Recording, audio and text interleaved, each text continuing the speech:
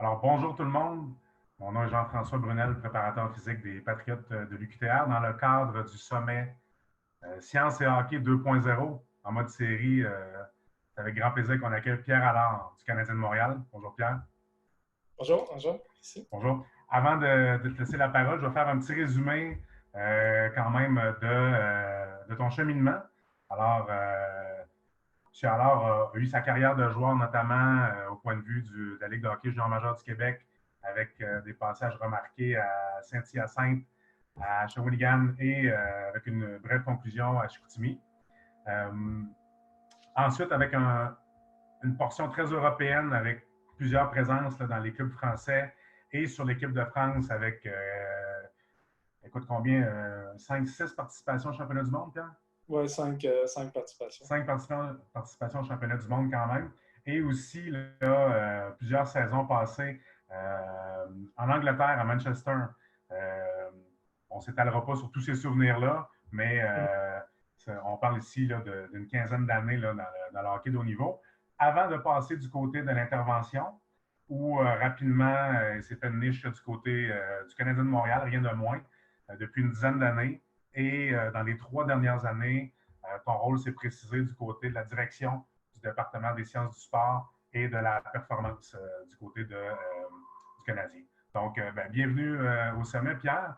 Et dans le cadre de tes études doctorales, tu t'es attardé sur le volume d'entraînement en saison, à l'entraînement et en match. Oui, exactement. On avait beaucoup de questions qu'on se posait, surtout avec les équipes professionnelles et des charges de travail des joueurs. Et puis, donc, on a eu la chance de pouvoir acquérir des accéléromètres qu'on a utilisés pendant près de 2 ans, là, vraiment à titre expérimental. Et puis, lors de la troisième année, on a décidé vraiment d'approfondir nos connaissances, autre que ce que le fournisseur nous donnait ou que Catapult nous donnait comme information. On a voulu quand même aller chercher nos propres informations de qu'est-ce qui se passe durant un match, qu'est-ce qui se passe durant les entraînements, est-ce que les charges de travail des matchs et puis des entraînements sont représentatifs. Et puis, est-ce qu'il y a une façon d'être plus performant au niveau retour au jeu aussi, que c'est un peu qu'est-ce que je vais vous étaler aujourd'hui un peu les recherches, le but, et puis un peu qu'est-ce on en a tiré, nous, comme information, puis comment on l'utilise dans notre travail quotidien avec les joueurs là, à Montréal. Superbe, allons-y. Super. Donc, comme je disais un peu plus tôt, on va parler du suivi longitudinal de la charge externe des joueurs professionnels au cours d'une saison. Et puis, je vais aussi y aller d'une version plus pratique aussi, comment on utilise l'information qu'on a acquise lors de nos recherches et puis comment on l'applique vraiment avec les joueurs là, dans notre travail de tous les jours. Donc, comme tu me disais un petit peu plus tôt, donc j'ai fait un parcours là, au niveau junior majeur, après en Europe, avec entre autres des équipes en France. J'ai fait 5 ans en France, 5 ans en Angleterre pour vraiment les derniers mois de ma carrière européenne que j'ai passé avec le Rouen Hockey Club.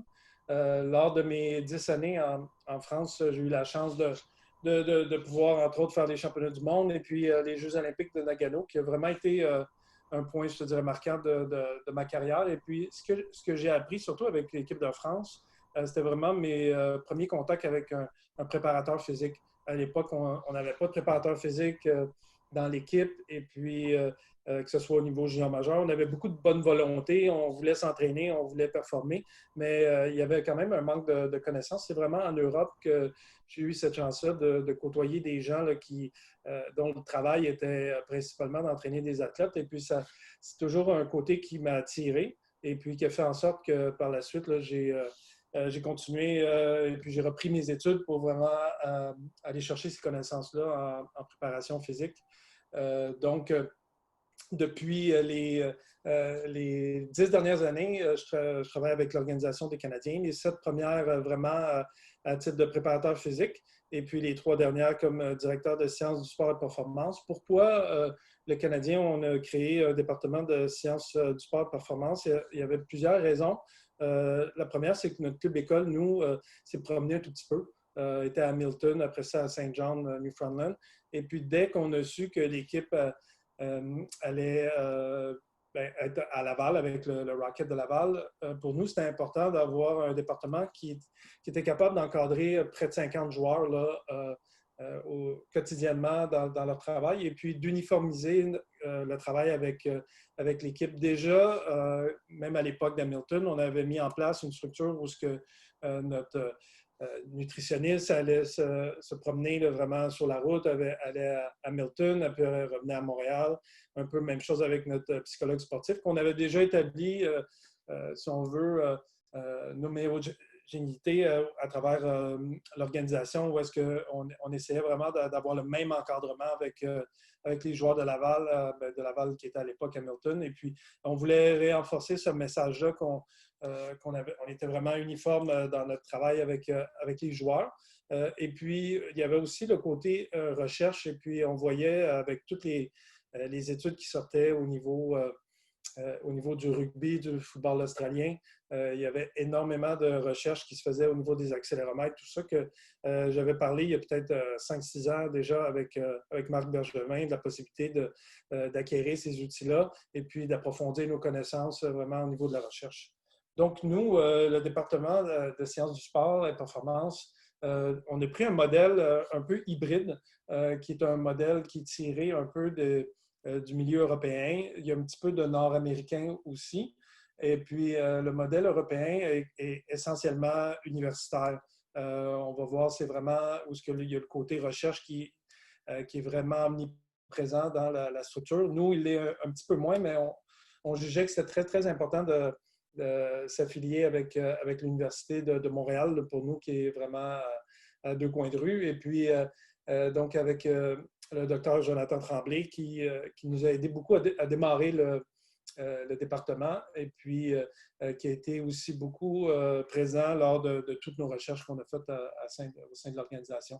Donc, on a Patrick Delisle, qui est Strength and Conditioning Coach à Laval, à Montréal, Stéphano Lagny à Laval. Et puis, lors des projets de maîtrise, doctorat qu'on a eu, on a eu la chance d'avoir quelques étudiants là, qui ont vraiment continué avec l'organisation, entre autres Simon Deguerre, qui s'occupe de tout ce qui est catapulte à Laval et puis du suivi avec nos joueurs juniors qui sont un petit peu partout, étalés un peu partout en Europe, en Amérique du Nord.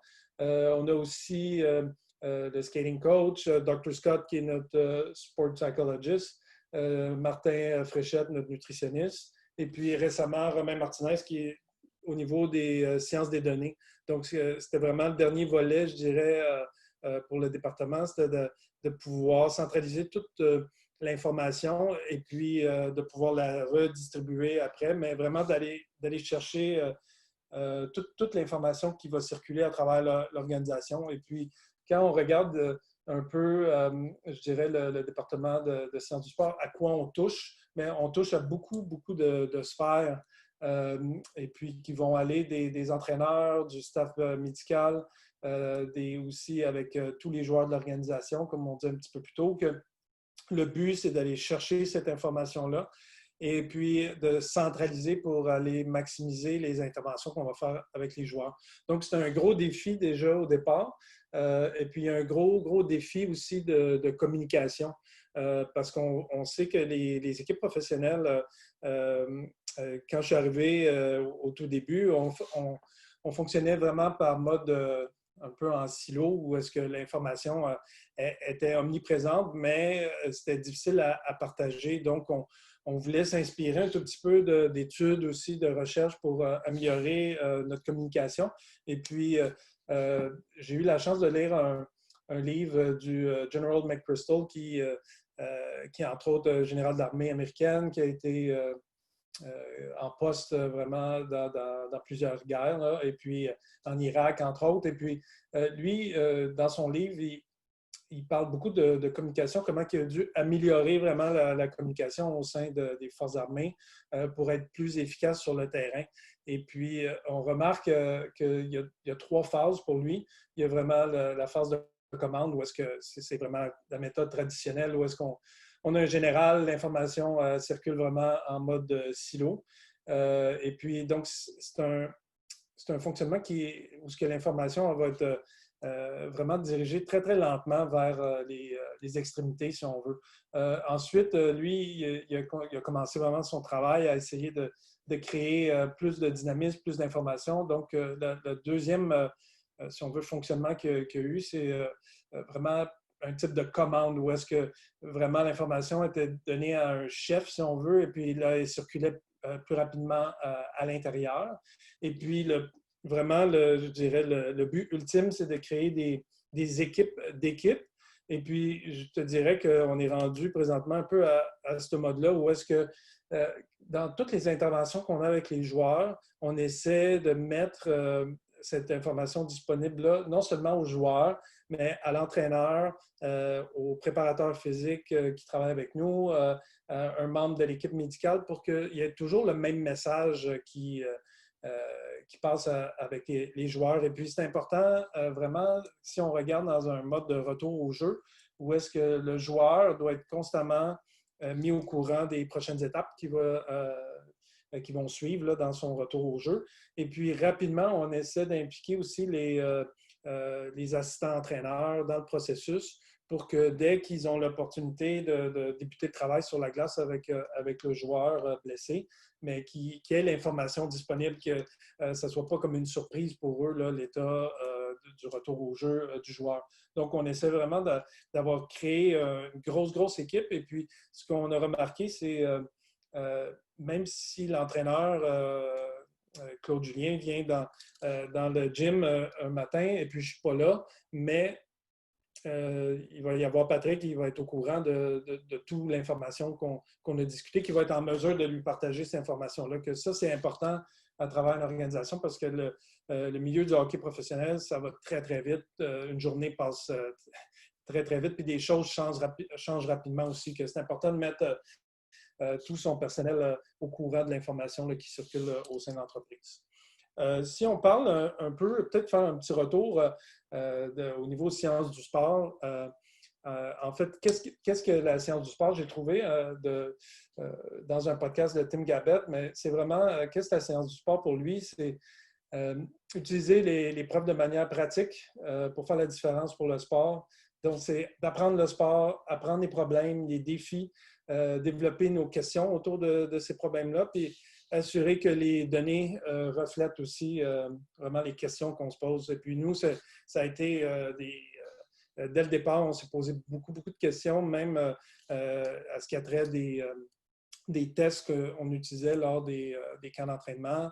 Et puis, on a dû quand même restructurer un peu tout ce qui était batterie de tests et puis l'utilisation de ces tests-là dans un contexte de saison aussi complète avec l'équipe. Dans le passé, il y a eu très, très peu de recherches qui ont été faites dans le hockey. Si on parle des recherches au niveau du hockey dans les années 60, c'était presque nul, je dirais. Et puis, au fil des années, il y a eu beaucoup plus de recherches dans le milieu du hockey, mais ça reste quand même le hockey sur glace, un milieu au niveau de la recherche qui est quand même limité au nombre de recherches. Et puis, je l'ai vu dans notre projet là, de maîtrise avec le système Catapult, juste faire aller chercher l'information sur le hockey, là, ça a été quand même assez difficile. On a dans le passé, ce qu'on voit, c'est qu'il y avait énormément de biopsies qui étaient faites au niveau musculaire. Ça a été vraiment le début vraiment des cardiofréquencemètres. L'utilisation de la montre même faisait partie de la science du sport au début. Et puis, ce que j'ai remarqué, c'est une vieille étude qui remonte de l'Université McGill où est-ce qu'on avait placé vraiment un capteur de O2, CO2 là, directement sur le dos des joueurs. Et puis, on voit un peu les défis que les premiers chercheurs ont eu à avoir sur la glace. Donc, je mets en référence ici quelques articles dans le passé qui ont été faits à penser à Green, à Bannister, Montgomery aussi, Dr. Montgomery à l'Université McGill qui a fait énormément de recherches aussi sur le hockey dans son labo. Et puis, on n'a qu'à penser aussi, moi je dirais que c'est vraiment la série du siècle en 1972 qui a fait exploser un peu plus la recherche au hockey. Et puis, donc, on a vu que depuis ce temps-là, là, on a beaucoup plus d'informations pour ce qui a trait à la recherche de hockey sur glace. Pour ce qui est de la science du sport, c'est vraiment, je dirais, ce qui a lancé la science du sport moderne. C'est vraiment les Olympiques de Sydney en 2000 où est-ce que le comité olympique australien a injecté énormément d'argent dans la recherche et le développement de nouveaux outils. On n'a qu'à penser à tous les outils qu'on a actuellement proviennent principalement de l'Australie. On a Catapult, Dartfish aussi au niveau visuel, aussi des outils comme GymAware. Donc, c'est beaucoup de produits qui proviennent de l'Australie, des technologies australiennes. Et puis, donc, les athlètes ont pu en profiter à Sydney. Et puis, par la suite, il y a eu des répercussions au niveau du football australien, aussi du rugby australien. Je dirais qu'il y a eu une deuxième vague qui a été les Jeux de Londres, où il y a énormément d'argent qui a été investi encore une fois dans la recherche et ce qui a bénéficié par la suite à la première ligue anglaise. Ensuite, pour ce qui est aussi du soccer, du rugby, on n'a qu'à penser à la Coupe du monde en 2015. On voyait vraiment les accéléromètres dans le dos là, des joueurs lors des matchs.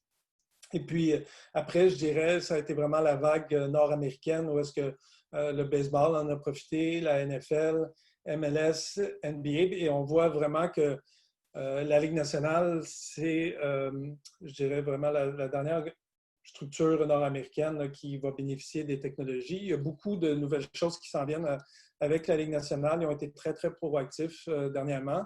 Et donc, dès l'année prochaine, on va avoir des données d'accélérométrie lors des matchs, vraiment live. Et puis, ça va nous aider vraiment à pouvoir utiliser les données qu'on va avoir de Catapult, nous, lors des entraînements, et puis de les comparer avec les données de match des joueurs. Présentement, nous, à Montréal, on utilise différents outils.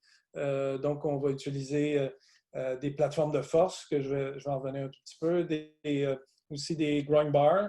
On fait des tests avec les joueurs, comme je parlais avec GymAware, un encodeur linéaire. FMS, on va utiliser les montres aussi. Sur la glace, on utilisait, moins dernièrement, lors des dernières années, mais on utilisait vraiment des sensors pour mesurer la vitesse des joueurs sur la glace. Et le but dans tout ça, c'était c'est un peu comment on le présente aux joueurs, c'est de créer un tableau de bord. Il y a plusieurs approches au niveau de la performance pour ce qui est des tests. Et puis, il y en a qui vont aller vraiment du côté où est-ce que non, on doit être très, très spécifique au sport. Et puis, il y a un autre côté aussi qui dit non, on doit être très, très vague et puis tester plus les habiletés.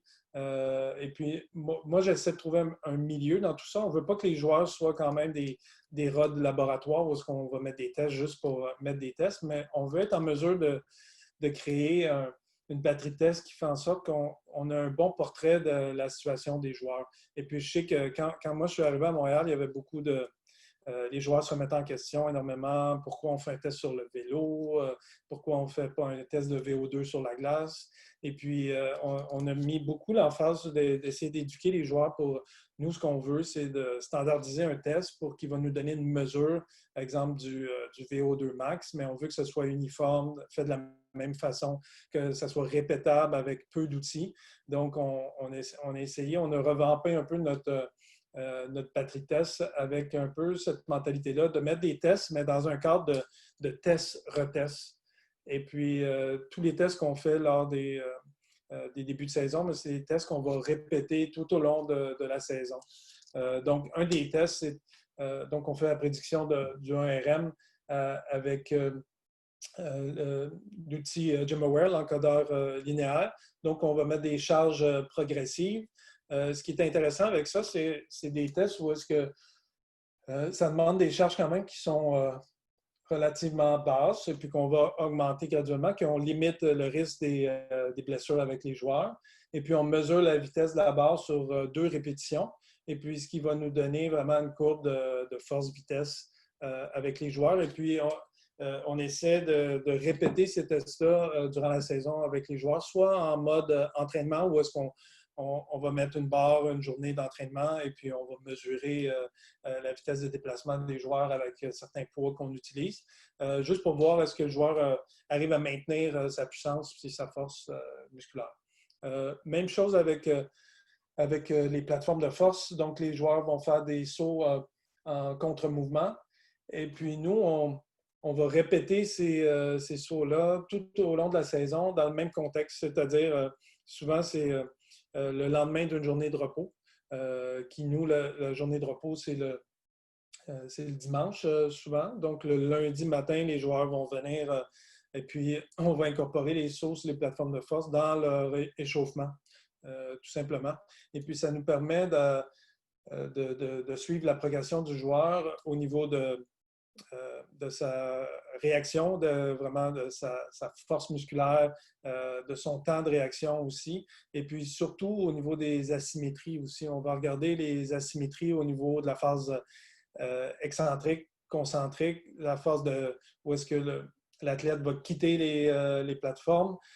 Donc tout ça fait en sorte des fois, on est en mesure de voir, OK, il y a vraiment une asymétrie qui est marquée chez un joueur. Donc on va référer le joueur au staff médical qui vont regarder d'où les problèmes peuvent venir. Puis je dirais, dans les dernières années, on a pu détecter beaucoup d'asymétries qui, c'est dur à prédire si ça aurait éventuellement amené à des blessures, mais ça fait en sorte que le joueur se sentait mieux aussi sur la glace et puis qu'on arrivait à récupérer peut-être des joueurs qui normalement aurait accentué cette asymétrie-là qui aurait pu éventuellement amener à une blessure. Donc, de la façon qu'on procède, on voit la ligne bleue, c'est la moyenne du joueur. Donc, chaque joueur a une asymétrie. Ça, c'est au niveau de la force concentrique. Lors de la poussée sur la plateforme. Et puis, on regarde le résultat, on fait la moyenne des sauts de la journée, et puis on voit dans quelle direction ça s'en va. Si vraiment la moyenne du joueur de ces sauts passe la ligne rouge, mais là, on va intervenir. Ça nous donne aussi un bon visuel à montrer aux joueurs, tant et aussi longtemps que ça reste dans la zone verte à jaune, mais ça ne nécessite pas nécessairement une intervention, mais dès qu'on quitte cette zone-là, on s'en va vers vraiment une asymétrie qui est plus marquée. À ce moment-là, on essaie d'intervenir soit au niveau médical ou vraiment avec des personnes qui vont travailler avec les joueurs au niveau de la rééducation. Donc, ça, c'est un peu pour ce qu'on fait avec les tests durant la saison. Ce qu'on a remarqué au fil des années, c'est que les joueurs, au niveau de leur masse, leur taille, ça a beaucoup évolué. Et puis, je dirais vraiment, ça a été marqué depuis le dernier lockout de la Ligue nationale. On voit que les gardiens de but, au niveau de la taille, grandissent énormément. La taille augmente, la moyenne augmente aussi. Par contre, pour ce qui est du poids moyen, on voit que les joueurs, de plus en plus, ont un peu la même masse corporelle. Des défenseurs qui étaient beaucoup plus massifs, je dirais, dans le passé. On voit un peu plus, reviennent à une masse qui est plus normale comparée aux autres joueurs. Donc, on prend ça vraiment en considération aussi dans nos entraînements. Et puis, chaque joueur va avoir un programme qui va y être attribué selon un peu ce qu'il fait sur la glace, c'est-à-dire un joueur dont son travail est de travailler dans les coins ou devant le filet, ne va pas avoir le même type d'entraînement qu'un Paul Byron qui est beaucoup plus axé sur des facteurs explosifs, les premiers mètres de sprint. Donc, on va vraiment travailler selon les qualités premières là, des joueurs. Pour ce qui est du futur, je dirais de la science du sport, c'est vraiment les technologies qui vont nous donner de nouvelles possibilités là, au niveau de la charge externe. On en parlait un tout petit peu plus tôt au niveau de la Ligue nationale. Les données de match sont vraiment importantes. Jusqu'à présent, ce n'était pas possible au niveau de la Ligue nationale de pouvoir faire porter des accéléromètres ou toute technologie portable sur les joueurs lors des matchs. Lors des entraînements, il y avait cette possibilité. C'est pour ça que nous, on s'est tourné vraiment sur notre équipe de la Ligue américaine pour faire notre étude. Et puis, le suivi de l'entraînement, j'en touchais un tout petit peu plus tôt, va être de plus en plus individualisé. Je me rappelle quand je suis arrivé avec l'équipe, c'était principalement des entraînements de groupe. On travaillait en petits groupes ou en circuit d'entraînement. Puis, dernièrement, au cours des dernières années, les joueurs ont beaucoup plus de connaissances, travaillent durant l'été avec des préparateurs physiques aussi qui sont assez renommés, que je dirais le savoir des joueurs est beaucoup plus important là, qu'à l'époque. Et puis, donc, ils nous demandent aussi d'individualiser beaucoup la préparation physique avec eux. C'est sûr que ça apporte un certain défi, mais on arrive quand même à bien travailler avec eux, d'essayer d'individualiser le plus possible notre intervention avec les joueurs. Et puis, donc, tout ce qui est les données disponibles dans le hockey va augmenter aussi. Et puis, on a la chance d'avoir une génération qui est plus axée sur les technologies. Et puis, on va avoir de plus en plus de données physiologiques d'entraînement aussi. Et je pense que ce qui s'en vient aussi avec les joueurs, c'est d'obtenir des données de mouvement sur la glace va amener aussi à pouvoir voir les patrons de jeu des autres équipes, puis de mettre de l'intelligence artificielle et puis de l'apprentissage automatique dans les données. Que je dirais, c'est pour ça que nous, avec l'équipe, on a un département analytique parce qu'on obtient des données de match et puis on essaie de voir est-ce qu'on est capable de prédire des performances de certains joueurs selon des barèmes. Donc, ça reste une étape embryonnaire, mais qui se développe beaucoup et puis que je pense qu'il va se développer beaucoup dans le futur. Maintenant, si on revient au niveau de la préparation physique et puis du département, nous, la première question qu'on s'est posée, c'était relative vraiment au coût des blessures. Et puis, Donaldson a fait vraiment une belle recherche sur le coût des blessures dans la Ligue nationale. Et puis, ce qu'il a remarqué, c'est le coût des blessures, c'est environ 8 millions de dollars par année par club.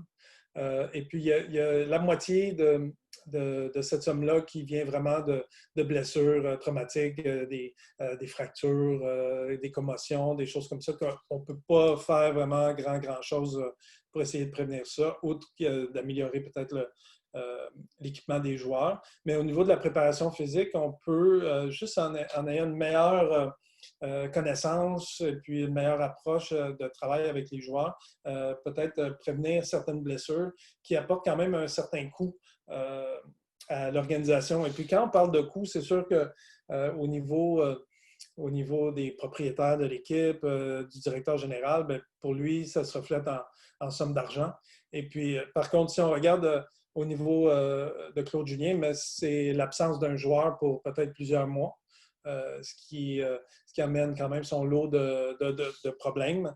Après, il y a aussi au niveau du staff médical, un joueur ou plusieurs joueurs blessés va amener une surcharge au niveau du département médical qui va amener une surcharge aussi au niveau de notre staff à nous et puis qui amène aussi beaucoup de stress au niveau du joueur parce que d'être blessé, dépendamment de la situation contractuelle, financière, tout ça, ça amène son lot aussi de problèmes. Donc, on voit que dépendamment du département où est-ce qu'on travaille, le coût des blessures va affecter ce département-là de différentes façons.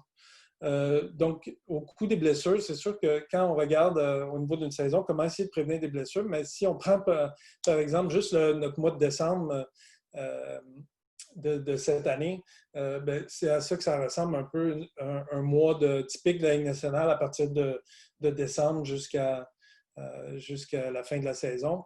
On voit que la saison va durer 26 semaines, 82 matchs. Les joueurs doivent avoir 4 journées de congé par mois minimum. Et puis, il y a aussi une semaine de congé que les joueurs ont à la fin de janvier, début février. Donc, ce qui laisse pas beaucoup de temps entre les matchs. Donc, où est-ce qu'on va pouvoir mettre de l'entraînement là-dedans? C'est un casse-tête qu'on a beaucoup de questions qu'on a aussi à se poser en début de saison. Donc, on va se réunir avec tout le staff, regarder les meilleurs moments pour faire de l'entraînement. Donc, il y a certains entraînements, surtout à domicile, qui vont être faits après les matchs. D'autres qu'on va cibler des moments clés pour travailler avec les joueurs. Mais c'est sûr qu'avec des cédules comme ça, nous, on doit diviser un peu notre attention selon les temps de glace aussi des joueurs. Certains joueurs, ça va être plus la récupération. D'autres joueurs, ça va être ceux qui jouent un petit peu moins, bien, ça va être de combler ce manque-là. Et puis, de ceux qui jouent très peu ou qui sont des réservistes, là, on va pouvoir vraiment travailler plus en profondeur avec ces joueurs-là. Maintenant, nous, pour comprendre la saison d'un joueur, on a fait notre étude avec le Rocket de Laval. Et puis, donc, c'était vraiment de chercher à mesurer la charge externe des joueurs lors des matchs, lors des entraînements. Et puis, la charge externe, je dirais, principalement rapportée en distance totale parcourue, qui était à l'époque le temps de jeu total des joueurs. On peut regarder les charges externes de cette façon-là. Il y a aussi le nombre de mises en échec qu'un joueur va faire. On peut prendre aussi la charge externe qu'on obtient de Catapult et puis avoir un indice d'intensité aussi, où est-ce qu'on va diviser par le temps de jeu que le joueur a eu durant le match. Donc, je dirais que dans le passé, il n'y avait pas énormément de données qui nous permettaient d'avoir une charge externe autre que le temps de glace total des joueurs et puis les actions que le joueur va faire lors d'un match. Et puis, donc, c'est une des raisons principales pourquoi on a fait l'achat du système Catapult. Et puis, j'aime bien cette phrase-là de James Harrington qui travaillait pour IBM. C'était un ingénieur. Et puis, pour lui, il a écrit un livre, entre autres, qui s'appelle le Poor Quality Cost. Et puis, donc, la mesure, c'est la première étape qui mène au contrôle, éventuellement à l'amélioration. Si vous ne pouvez pas mesurer quelque chose, c'est difficile de le comprendre.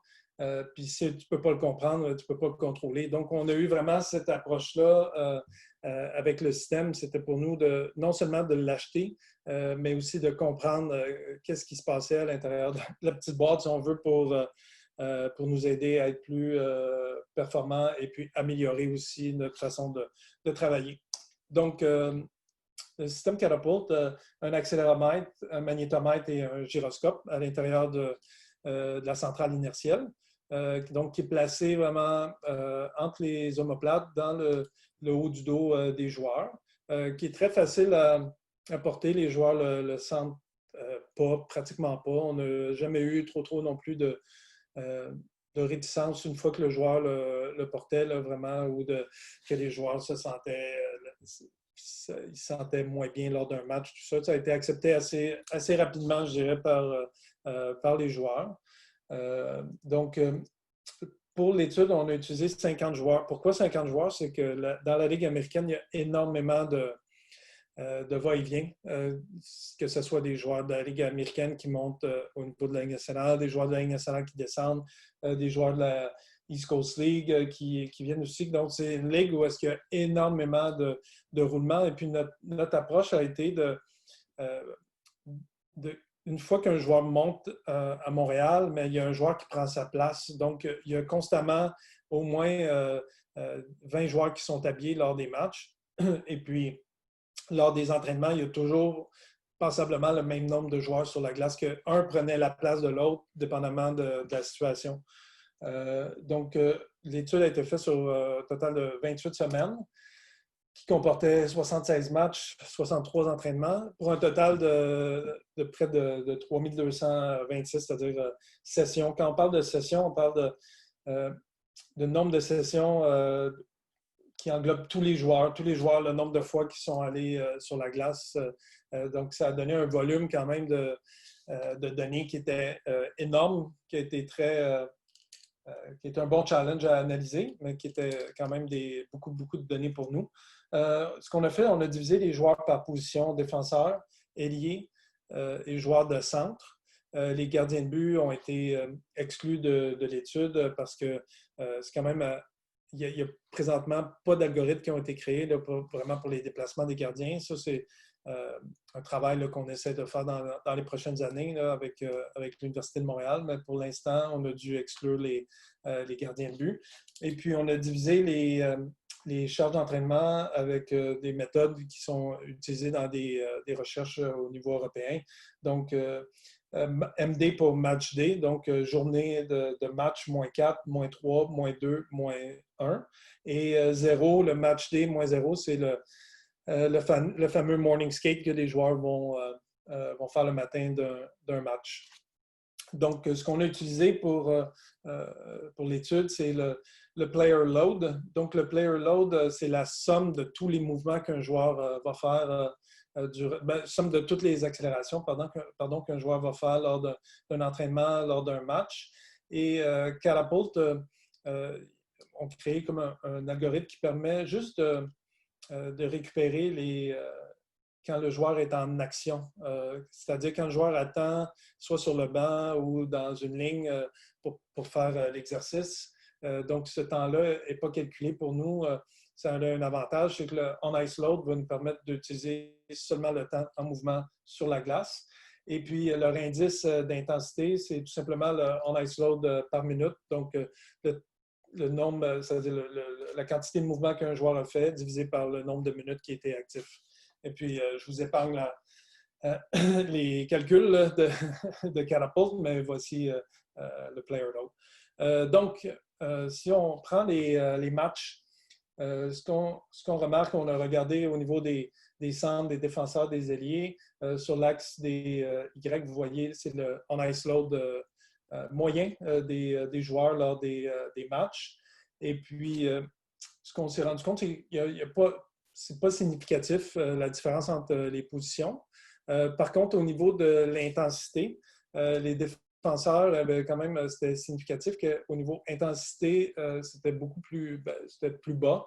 Et puis, une des principales raisons, c'est que le rôle du défenseur, il y a un élément statique où le défenseur va être statique sur la ligne bleue, au moins en mouvement, comparativement à un joueur de centre, un ailier qui va aller batailler dans les coins de patinoire, même en zone offensive, défensive, vont être plus actifs généralement que les défenseurs. Et puis, si on revient au on-ice load, ce qui fait que c'est relativement stable, c'est que malgré le fait que les défenseurs sont moins actifs, ils ont quand même plus de temps de jeu en moyenne que les joueurs d'avant. Au niveau on-ice load, tout ça s'équivaut. Par contre, au niveau de l'intensité, les défenseurs vont être un petit peu moins intenses lors des matchs en moyenne. Si on regarde au niveau relatif, c'est-à-dire on a pris la moyenne des matchs et puis là, on a regardé la moyenne des matchs comparativement à la première période, deuxième période, troisième période au niveau des déplacements des joueurs. On remarque que pour toutes les positions, les joueurs vont bouger un petit peu plus en première période. Donc, on a vu vraiment une démarcation à ce niveau-là. Les joueurs bougent un peu plus en première période qu'en deuxième, en troisième. Au niveau de l'intensité, l'intensité diminue en troisième période.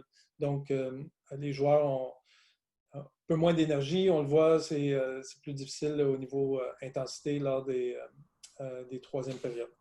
Ensuite, ce qu'on a vu voir, c'est au niveau des entraînements. On parlait tout à l'heure de match D-1 jusqu'à 0. Donc, ce qu'on a remarqué, c'est relativement stable durant les matchs ou les entraînements précédant les matchs. Par contre, les matins des matchs, c'est un peu normal qu'au niveau des charges de travail soit beaucoup plus basses. Et puis, ce qu'on a remarqué au niveau de l'intensité, ben, deux choses, c'est que les journées de match, tout le monde était moins intense, ce qui est normal aussi. Par contre, lors des entraînements, les défenseurs étaient plus près d'une intensité de match. Donc, c'est plus facile pour eux, lors d'un entraînement, d'atteindre des intensités qui se rapprochent beaucoup plus à un match. Et puis ça a été un des premiers, je dirais, éléments intéressants pour nous, c'est que peu importe ce qu'on fait avec les défenseurs, ils sont quand même assez près d'une intensité de match. Et puis, pour les ailiers, les centres, c'est beaucoup plus difficile d'avoir des intensités de match lors des entraînements parce que ça impliquerait de faire beaucoup de batailles le long des rampes, des mises en échec, des choses comme ça. Et puis, on le sait, lors d'une saison où il y a beaucoup de matchs, mais d'aller recréer des situations d'entraînement comme ça, ben, ça peut augmenter le risque de blessure. Donc, quand on a vu ça, ben, c'est sûr que il y a certaines approches qu'on peut avoir, c'est de s'assurer que lors de certains entraînements, qu'on mette vraiment des exercices qui vont refléter des intensités de match. Donc, ça a été un premier... Pour nous, ça a été une première, je dirais, surprise de vraiment voir au niveau là, des entraînements, comment on pouvait être vraiment plus actif là, à ce niveau-là. Si on regarde au niveau de la saison, donc ça, c'est la charge. Comment on l'a interprété? On l'a interprété en nombre de matchs par semaine en moyenne que les joueurs jouaient au niveau de la charge d'entraînement.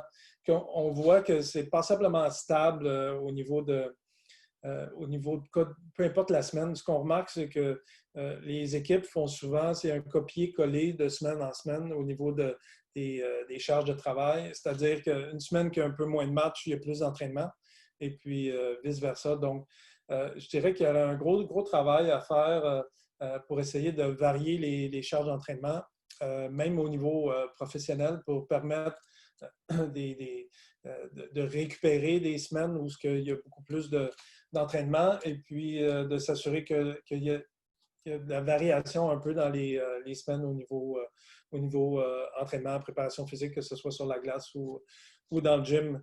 Donc, les applications pratiques au niveau de notre recherche a été individualisation du suivi. Vraiment, ce qu'on a remarqué, c'est au-delà de catégoriser les joueurs par position, il y avait quand même des différences significatives au niveau individuel.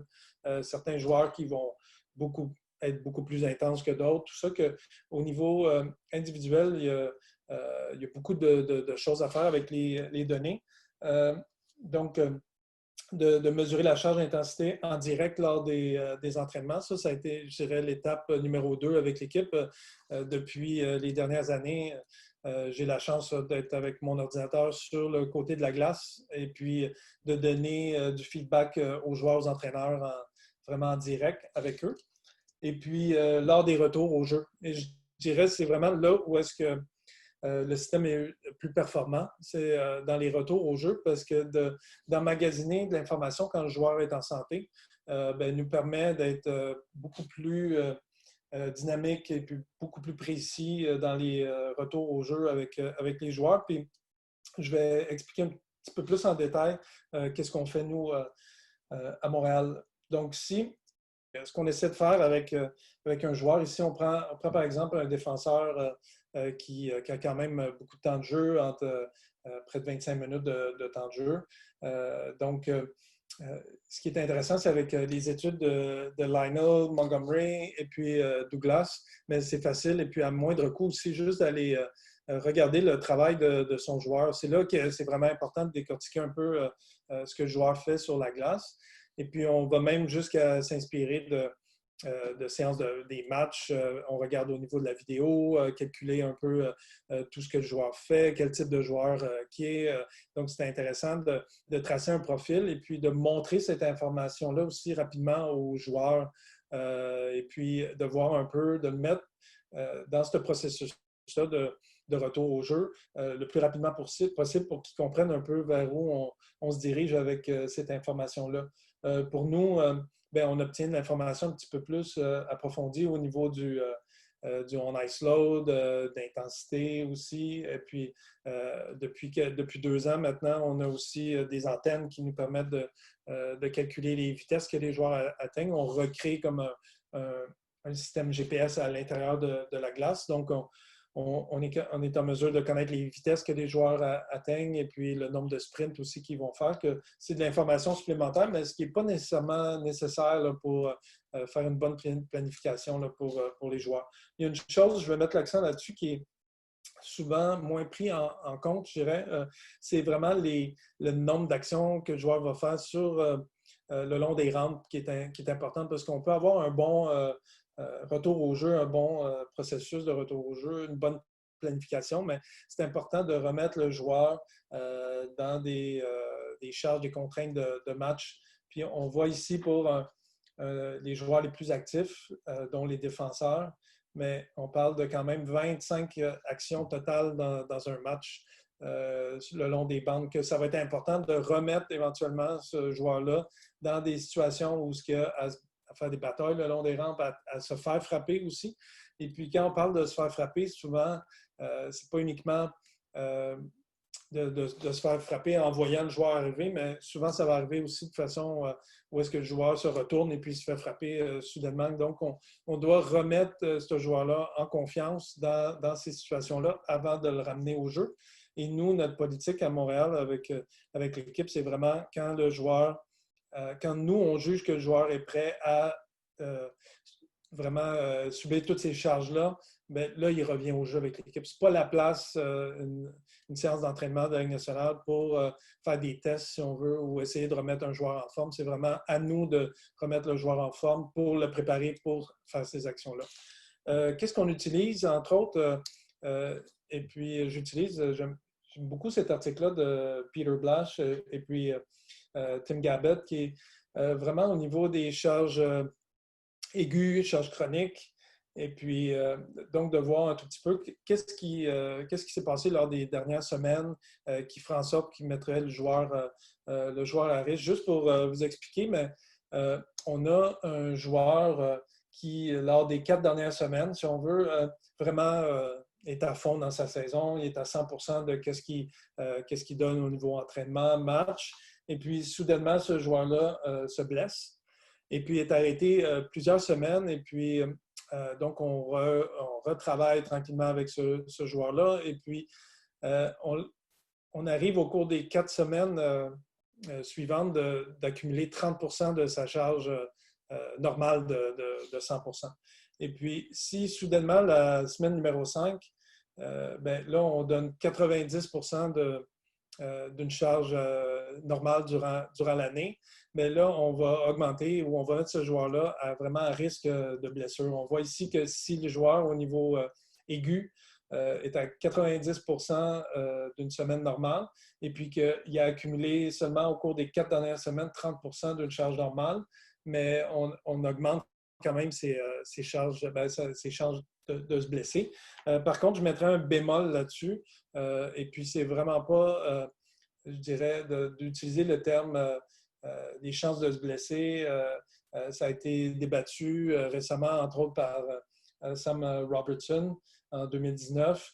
Et puis, je dirais que c'est un outil parmi tant d'autres. Il ne faut pas prendre ça non plus comme la vérité absolue. Et puis, c'est important de le mettre vraiment en relation avec le joueur. Nous, on a montré ces grilles-là aux joueurs. Il y a eu plus ou moins de succès. Par contre, quand on y va dans l'ensemble, où est-ce qu'on se pose la question, est-ce que c'est normal de donner cette charge de travail aux joueurs cette semaine-là? Des fois, même avec les entraîneurs ou staff médical, ça peut être un outil qui est intéressant à utiliser. Mais présentement, le thème Injury Prediction ou la prédiction de blessure, ça reste quand même un élément qui est débattu beaucoup dans la littérature. Nous, qu'est-ce qu'on accumule comme information à Montréal? On va aller chercher vraiment le Session RPE qui nous permet de calculer un peu les charges de travail, aussi la perception de l'effort des joueurs. Donc, on va utiliser le temps que les joueurs ont été en entraînement, soit sur la glace lors d'un entraînement, son temps de jeu lors d'un match ou dans le gym. Et puis, on demande aux joueurs, après, sur une échelle de 1 à 10 ou de 0 à 10, là, de nous donner vraiment leur sensation, leur perception de l'effort. Et puis, ça nous aide après à bâtir un peu des grilles pour avoir une meilleure intervention avec les joueurs. Donc, on tient cette information-là tout simplement par grille Excel. Et puis après, nous, on va créer des graphiques qu'on utilise vraiment à l'interne. Ce n'est pas nécessairement de l'information qu'on partage tous les jours avec les joueurs. Mais moi, c'est mon travail de partager cette information-là avec nos intervenants qui nous permettent de voir un peu comment le joueur accumule un peu de son effort ou ses charges de travail là, au cours des semaines. Je voudrais porter attention à, en fait, un profil là, que j'ai mis comme ça pour vous montrer. On a un joueur ici qui débute la saison. C'est sûr que le camp d'entraînement est beaucoup plus intense. Quand on accumule les données de match, gym d'entraînement, c'est vraiment on obtient des unités arbitraires tout au long de la saison. Ce n'est pas vraiment une unité qui est définie, mais c'est une unité qu'on utilise en multipliant le nombre de minutes par la perception de l'effort. Donc, on est capable d'accumuler puis d'avoir une bonne idée de ce qui se passe selon l'interprétation du joueur.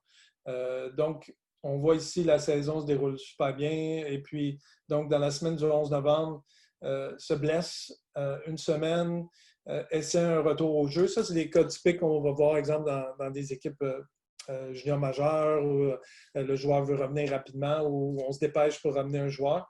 Et puis là, on se rend compte qu'il y a une charge de travail lors de la semaine du 25, du 2 décembre, du 9 décembre qui est vraiment haute et puis qui revient presque à une charge ou même qui dépasse les charges du camp de préparation avant la saison.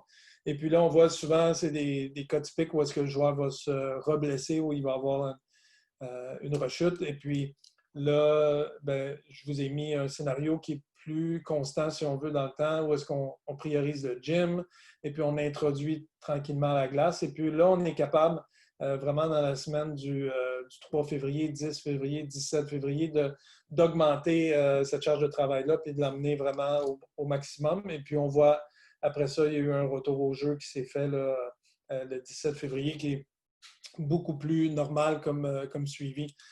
Ça, c'est deux exemples, c'est pour ça que je les ai mis comme ça. C'est vraiment deux exemples où est-ce qu'on se dépêche à ramener un joueur ou est-ce qu'on prend notre temps, mais on voit un peu les deux scénarios que ça peut prendre. On voyait dans les étapes de retour au jeu, bien, la première étape, c'est l'étape de réhabilitation.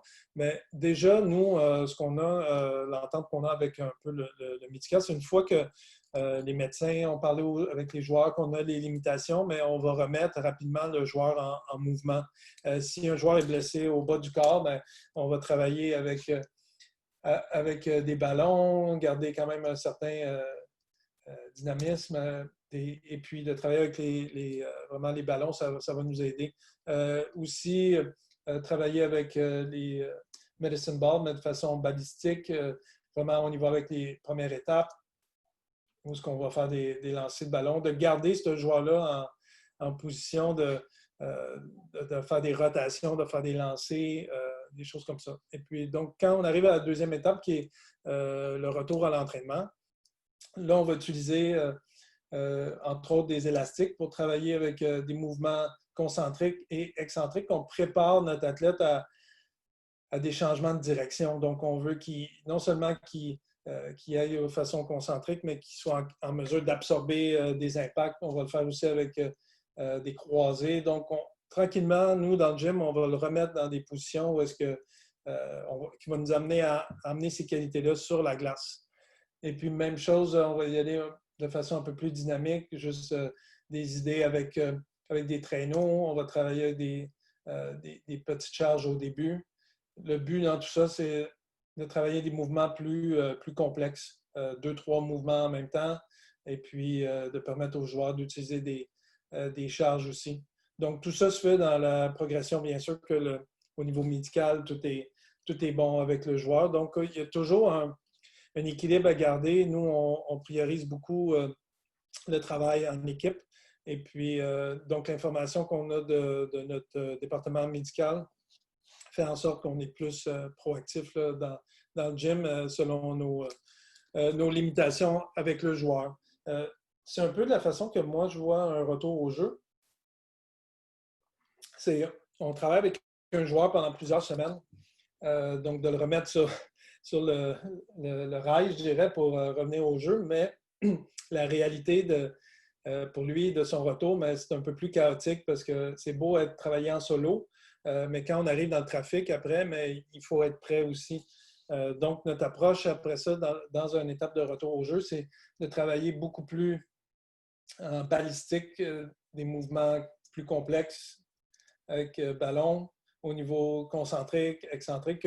C'est juste des petits exercices que j'ai mis. Je sais qu'il y a beaucoup d'excellents préparateurs physiques qui peuvent varier les exercices, mais j'ai juste mis des petites idées comme ça. Le but, c'est de ramener le joueur sur la glace. Et puis là, sur la glace, on va débuter plus tranquillement, où est-ce qu'on reprend tout simplement des exercices qu'on a fait dans le gym.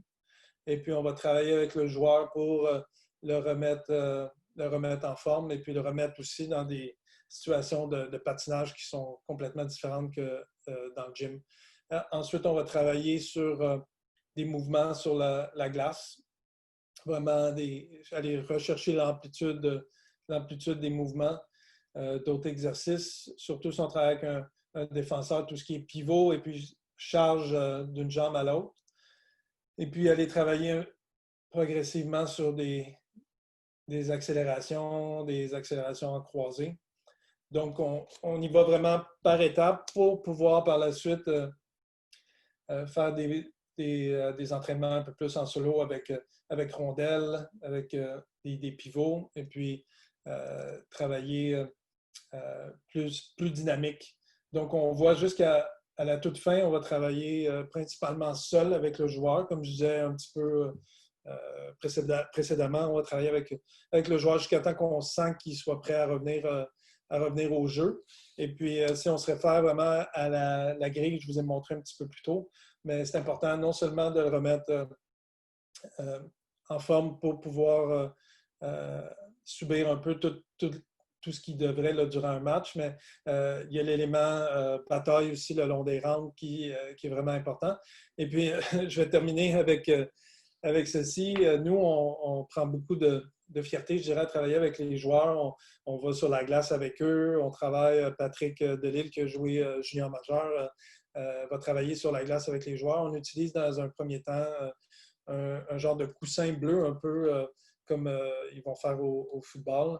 Et puis, le but, c'est de remettre le joueur vraiment en confiance. Parce que quand un joueur revient, je ne pense pas que c'est de lui rendre service de le remettre dans des situations le long de la bande où est-ce qu'il y a d'autres joueurs de l'équipe. Et puis, cette étape-là, pour nous, c'est vraiment important de le remettre en confiance.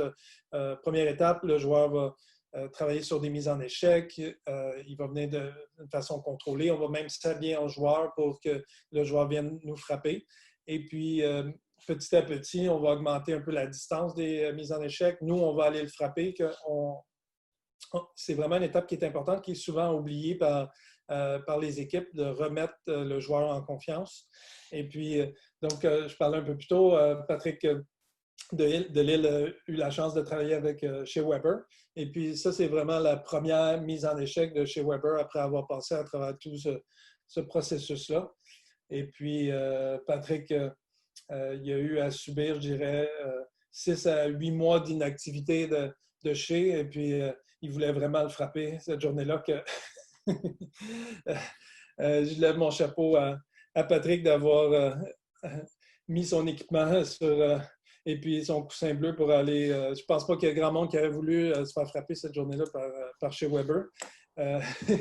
Et puis c'est un peu ce qu'on essaie de nous prendre certains risques pour pas que d'autres joueurs de l'équipe aient à prendre ces risques-là pour les joueurs. Donc, je vous remercie beaucoup de votre attention. Maintenant, j'ai mis certaines publications là, qui peuvent vous intéresser. Donc, vous pouvez voir, il y a des podcasts aussi. Pour ceux qui aiment beaucoup les sciences des données, il y a des excellents cours qui se donnent sur Udemy, entre autres, qui est un site payant. Mais donc, je vous laisse avec ces publications-là. Et puis, s'il y en a qui sont intéressés par mon papier, ben, j'ai mis le lien ResearchGate que vous pouvez aller chercher l'information. Et puis, si vous avez des questions, ben, n'hésitez pas non plus à communiquer avec moi. Donc, je vous remercie infiniment. Merci à toi, Pierre. Puis c'était intéressant de voir la culture du hockey qui était beaucoup traditionnellement dans les intuitions, utiliser les technologies de la performance pour migrer du côté de cette réflexion-là. Puis on sent vraiment le passage entre justement toutes ces intuitions-là, les données qui viennent, puis le mix qui s'en va vers la décision. Euh, Écoute, c'est un monde passionnant, puis on voit que ça ouvre un projet comme ça ouvre la voie à une nouvelle interprétation, à une nouvelle façon de mesurer les choses. Euh, du point de vue de la culture, quand vous montrez ces données-là aux joueurs, est-ce que vous sentez que vous avez une bonne réception de leur part? Ben, je dirais depuis 2 ans, beaucoup plus. Comme je disais dans la présentation, la nouvelle génération a été, je dirais, mis. Vraiment, ils ont eu cette information-là depuis plusieurs années. Ceux qui ont passé par l'équipe qui ont participé à la recherche avec Catapult, mais ils ont vraiment eu la chance de pouvoir progresser avec nous dans ce système-là. Puis on le voit de plus en plus, même les joueurs qui arrivent de d'autres équipes, autres que le Canadien, il y a les Kings de Los Angeles qui sont très proactifs. On le voit, les joueurs qui arrivent des Kings de Los Angeles ont une connaissance des systèmes qu'on utilise et puis même ils sont surpris, là, ils sont agréablement surpris de voir que nous aussi, on a intégré vraiment ces technologies-là. Et je dirais même au début, au niveau des plateformes de force, des suivis, ben, quand certains joueurs ont vu qu'il y avait des déséquilibres lors des sauts ou même lors des atterrissages des sauts, puis qu'on ait travaillé avec eux après, puis qu'ils reviennent, puis qu'ils voient qu'il y a eu un bénéfice de ce travail-là avec eux, ben, ils sont en mesure de le voir là, en direct, qu'est-ce qu'on peut faire pour eux. Ah, c'est clair que les athlètes deviennent demandeurs un petit peu plus de ces suivis-là quand ils sont à même de comprendre le processus pour l'expérimenter nous-mêmes. Le profil force vitesse, on le fait avec les athlètes des Patriotes. Puis du moment qu'ils ont un premier contact avec ça, ils veulent voir où ils sont, ils veulent voir aujourd'hui, je suis bien, aujourd'hui, je me sens bien, je suis vraiment bien. Euh, ça devient quelque chose qui, en tout cas pour le préparateur physique, qui agrémente bien le lien qu'on peut avoir avec un athlète. Si on ne peut pas juste donner un programme, tous nos outils de suivi nous permettent de créer une bonne relation et de rendre encore plus pertinent là, la démarche auprès des athlètes. Donc, ben, je te remercie encore, Pierre, puis ben, en espérant que c'est pas. Je pense pas que c'est votre dernier projet. Je pense pas que c'est la dernière chose que vous allez sortir de votre département des sciences du sport et de la performance. Fait que, au plaisir d'en reparler, puis au plaisir de discuter tout ça une nouvelle fois. Donc, merci beaucoup de ta participation. Merci encore de l'invitation, et on se reparle bientôt.